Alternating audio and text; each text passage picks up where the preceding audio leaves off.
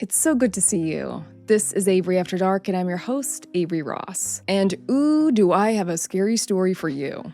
It's in my top 5 creepiest hauntings of all time. A family moves into a rental, an old colonial, in Southington, Connecticut. And almost instantly, they make a disturbing discovery. They discover their new home used to be a funeral parlor.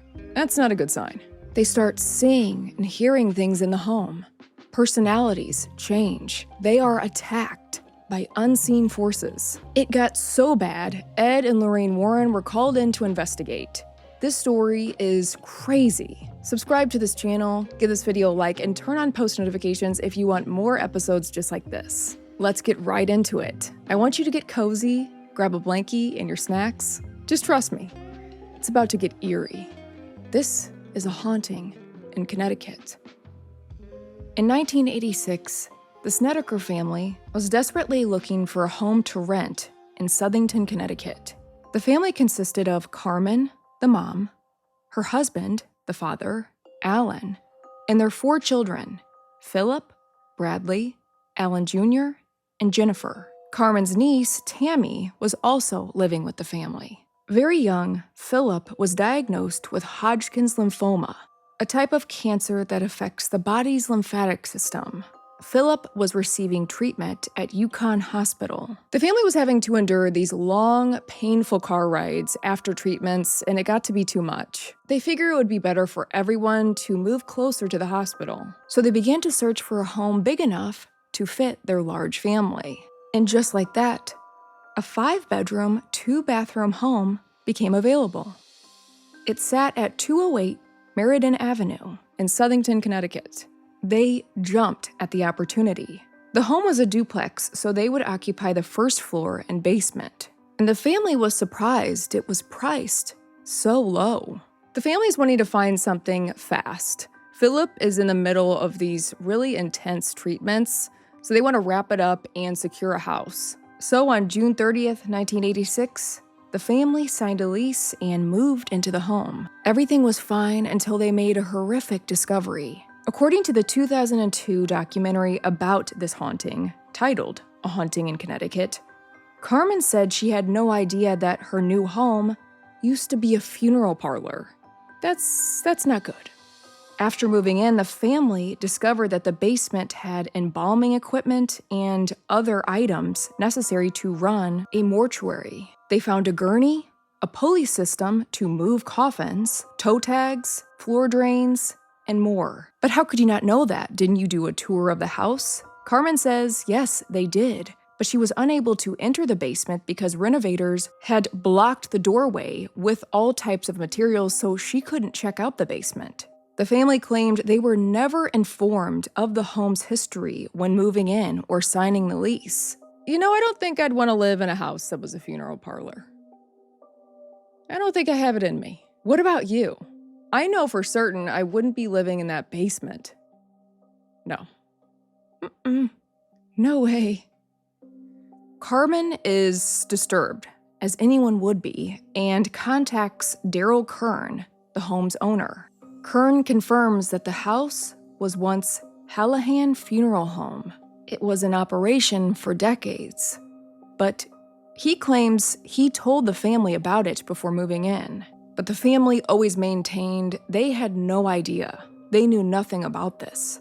This was shocking. But the couple's sons, Philip and Bradley, claimed the basement as their bedroom. It didn't seem to bother them. The basement was much more spacious compared to the smaller bedrooms on the upper floors. So Philip and Bradley reportedly slept in the casket display room down the hall from the embalming room. It didn't stop there. As the family continued to move their belongings into the rental, Carmen Snedeker said, inside a dresser, the Snedekers found photographs of those being prepared for burial. There were also personal items of the deceased still in the home. There was also a report that the family found headstones on the property, meaning bodies were buried on the actual property itself. As anyone can imagine, this was a lot for the family to digest. Living in a funeral home was not something they had in mind, given what they were going through as a family with their son Philip. But the family at that time was struggling to make ends meet. Alan worked as a stonemason, Carmen, a waitress in between jobs. Financially, this was a pretty hard time for the family. This was a rental, so the family ultimately decided that they were going to try and make it work. Almost immediately, it began. The family reported hearing these bizarre sounds that would occur day and night. Scratching, thuds, rappings would emanate from every part of the home. They could never find out where these sounds were coming from. And inside the duplex was a dumbwaiter, where the chain pulleys would rattle and move on their own. But nothing was loaded onto them, and no one was touching it. The house itself had this energy, a heaviness. And with Philip going through these treatments, this is a really stressful time for the family. Carmen's young children began to tell their parents that they were seeing things, ghosts, in the home. The kids were so afraid they wanted to leave. Lights would flicker on and off. Items in the house would disappear, then reappear. Certain rooms would become ice cold in the middle of summer. The activity seemed to be targeted at Philip more than any other family member. Carmen said, quote, "My son started seeing this young man with long black hair down all the way to his hips. He would talk to my son every day. Sometimes he would threaten him. Other times he would stand there and just say his name, which was enough to scare him." End quote. And the longer they stayed in the home, Philip's personality began to change. He apparently began having these violent mood shifts, and he was living in the basement, where Carmen said there was a lot of activity. On another occasion, Carmen claimed that she was mopping the floor and looked down to see that the water had turned into blood, saying, quote, "The mop water was blood red, and I mean a deep, deep red. It made my skin crawl. I started getting nervous that I was ruining the floor." One evening, Carmen was taking a shower when the shower curtain began to cling to her body. She was shampooing and soaping up, so her eyes were closed. She couldn't open them, but she felt the shower curtain mysteriously clinging to her body. She said the shower curtain quickly wrapped itself around her face and neck. Terrified, she began to scream, and eventually her niece Tammy ran in and unwrapped the curtain from her aunt's face. Scary. Very scary. The paranormal activity was getting much more physical. Carmen claimed that she was repeatedly assaulted by an unseen force, saying that they would happen at random times and she would just feel so alone. Tammy, Carmen's niece, said one evening, a quilt from her bed lifted up, levitated off of her all the way to the ceiling. During this, Tammy said she heard an unexplained whispering and saw a black shadowy face manifest in the room with her. She said she began to pray, clinging to her rosary beads, but said there was a force trying to viciously rip the rosary from her hands. So at this point, there's clearly something really wrong with this house. And they were right to have those initial concerns and apprehensions about living there, given its history as a funeral home. These entities within the home were making themselves known. Along with the man with the long black hair, and now this shadowy black face, the family reported seeing a tall woman with long black hair, pale skin, and piercing black eyes. And also seen in the house was a man with white hair, wearing a pinstripe tuxedo. Now back to Philip. As we covered, the haunting seemed to affect him the most. His personality was changing. Mood shifts. This entire time, Philip was getting radiation treatments at the University of Connecticut hospital. And it was noted that he was having bizarre changes in personality habits and would lash out at staff. And at home, Philip was reportedly becoming irritable and reckless. On one occasion, it was said that Philip placed Bradley on a gurney in the basement and spun him around, Bradley reportedly begging him to stop. Another report stated that he locked his brother in a chest and then just walked away. But the worst incident was when Philip attacked Tammy, his cousin. He was forced to spend 45 days in the hospital. And there, doctors evaluated him and diagnosed Philip with schizophrenia. This was after he told doctors there were ghosts, spirits, entities in his home, and he was seeing them on a regular basis. But according to doctors, they said the medication that he was on to treat his Hodgkin's lymphoma could give him hallucinations. These medications could also trigger any dormant schizophrenic illness. But the family noticed something. The longer that Philip was away from the home, the better he got. So they made a decision. They didn't want to split up, but knew it was best if Philip went to live with relatives for the time being. And reportedly, Philip stopped hearing voices and seeing spirits after leaving. But we still have the rest of the family at the house, and they are desperate for help. For this episode, I did a lot of research, looking into the family, the home, and watched a lot of interviews with family members. And there's one interview in particular I found to be really shocking. So there was a documentary on this haunting, and for one part of it, they're sitting down with Carmen, and she is talking about the activity in the home. Carmen is being interviewed, and the production team is in the room. And she began talking about the crucifixes in the home, saying that these crucifixes were above the door frames, and they had been there for a long time. And as the family lived there, she noticed all of the crucifixes began disappearing. And as soon as she says disappearing, a crucifix behind her, you can't see it because it's just out of frame, but it falls down, crashing on the ground. So much so that she jumps, turns around and looks, and just kind of gives this, yeah, this was my life kind of look. And the production team is freaked out. You can hear them saying, wait a second, how did that happen? At that point, they said there was a really bad, dark energy in the room. Again, Carmen didn't seem fazed by it, more so used to that type of activity after living in the home. Carmen begins to reach out to really anybody that would talk to her, hoping that someone could come and help them. Paranormal investigators, priests. This haunting was taking place in Connecticut. So, two people Carmen reached out to were Ed and Lorraine Warren, the famous paranormal investigators. They listened to Carmen and agreed to come to the home and do an investigation.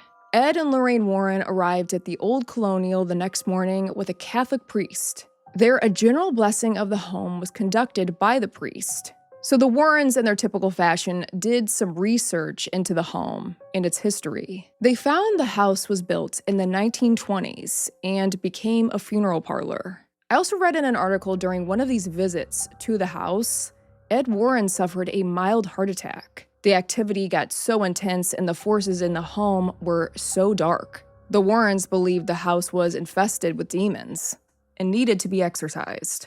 On September 6, 1988, a priest came into the home and performed an exorcism on the house, cleansing the house of all evil entities. And after this, the family reported that the activity had stopped. And later that year, just 2 years after moving into the home, the Snedekers left the house, and they never returned. The family has been pretty private over the years. Carmen will give interviews or talks occasionally about what the family endured, but the family seems to enjoy their privacy. Carmen has said that if there's any other family that is going through a similar situation, there is always hope. Was this the end of the haunting Connecticut? No. Not even close. There were tons of headlines and articles about this case. The family had gone public with their experiences in the home before moving out. And in a 1992 article from the Hartford Courant, Daryl Kern, the house's owner, reported that the paranormal activity seemed to escalate when the family was behind on rent. Kern said, "It's a scheme to make money," end quote. There were many who believed the family and that they truly underwent something paranormal, something demonic in that house. But others weren't so sure. The family's neighbor, Catherine Altimus, believed that the whole thing was a hoax. In that same newspaper article, she said, quote, "I think they had this planned right when they moved in," end quote, saying that the family always appeared happy and upbeat whenever they were outside. Very different from a terrified, terrorized family.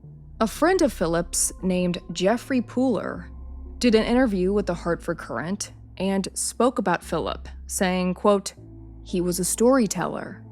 He always had to be the center of attention," end quote. As we covered, this was a duplex, so the family took the first floor and the basement.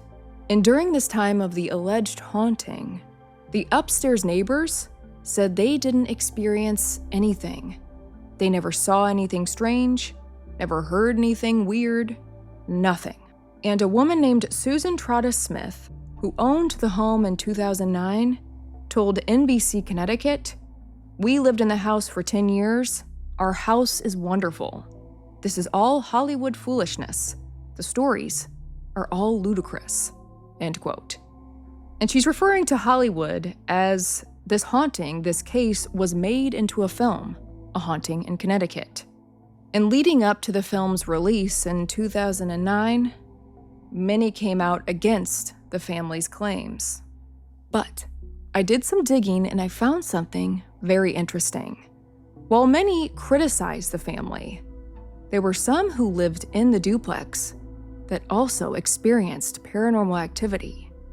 Jim Post and his wife Jackie rented the top 2 floors of the Colonial in 1995. So this is years after the Snedekers moved out.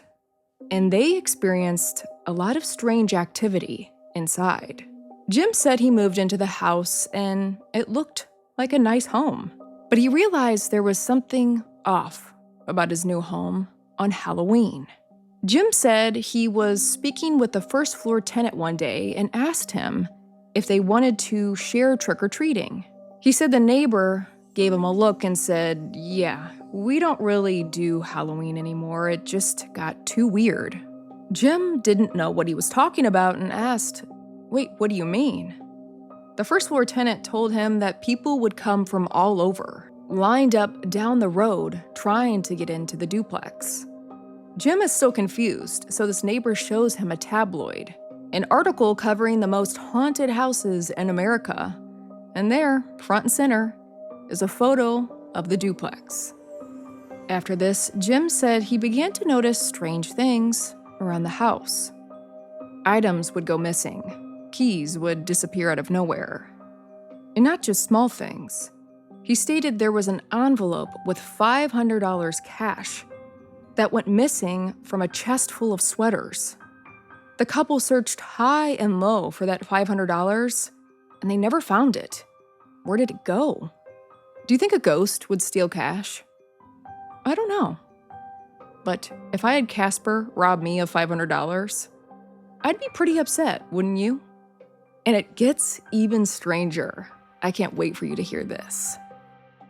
So one evening, Jim had plans with some friends, and they were supposed to meet him at the duplex. They were going to be arriving in the next 10 minutes, so Jim said, "Hey, I'm going to hop in the shower really quick." He gets in, and while he's in the shower, he hears his friends pull up, run up the stairs, enter his apartment, and his friends begin talking to Jim. Jim responds and says, "Hey, yeah, I'm just in the shower. I'll be out in a few minutes." The friends say, "No big deal. We're going to go get some food and drinks. We'll be back in 10 minutes. Jim says, "Okay." Jim gets out of the shower. He gets dressed. And then, again, he hears his friends pull up, come up the stairwell, and they enter his apartment, where they have the same exact conversation they had just had with Jim 10 minutes prior. Jim says, "Wait, what?" Saying, "I just talked to you 10 minutes ago." Asking them about what happened. They were just here. They were just in the apartment. And he said his friends went blank, saying they had no idea what he was talking about. They just got there. Oh my goodness. Isn't that eerie? That's really strange. On another occasion, Jackie, Jim's wife, was at home one evening when she looked up and saw her mother in the corner of the room. Except her mother had passed away years earlier. Jackie said she was there, hovering, floating, watching over her. Jackie said she was able to recognize her so quickly because she was wearing a flannel nightgown she was known to wear when she was alive. Jim said he didn't see Jackie's mother, but did see the curtains move out of nowhere for no reason. But by far one of the most haunting encounters came when Jim invited his friend over to help him paint. One day, Jim and Jackie went out, and the friend decided that he would stay behind and finish up the painting. He said as he was there alone, he suddenly felt a presence behind him, like there was someone right there. He quickly whips around, but there's no one. So he continues painting, and then suddenly, he feels a pressure shoving his back against the wall. This friend took off out of the duplex, hopped in his car, and just as he's driving out, he looks up and sees the transformer exploding in the street. This really spooked him. Jim said the place definitely had spiritual energy, but he doesn't know if he would go as so far to say that the house was haunted. He didn't feel an evil presence. But there was definitely something otherworldly going on in that house. So it's interesting, so many different people living in that home, all having very different experiences. Snedekers claimed they dealt with something truly demonic, evil, and they have Ed and Lorraine Warren backing them up. But I gotta know, what are your thoughts on this haunting? Let me know in the comments. And be sure to let me know where you're tuning in from in the world. I always love to see where you guys are watching from. If you've binged everything and just want more, join the Avery After Dark Patreon or memberships here on YouTube. You get a bonus episode every month. Oh yeah. But I do want to let you know I will have you covered all spooky season. I have so much coming your way. Mysteries, scary stories, hauntings, cases. All those stories that give you goosebumps. If you enjoyed this episode, subscribe to this channel, give this video a like, and turn on post notifications. And share this show with your friends, family, and coworkers. Next time, I've got so much more mystery coming your way. Until then, check out these videos. You could pick that one. Whew. This one. This is an eerie one. Or that one. Whew. That's a creepy one. Which one are you gonna pick?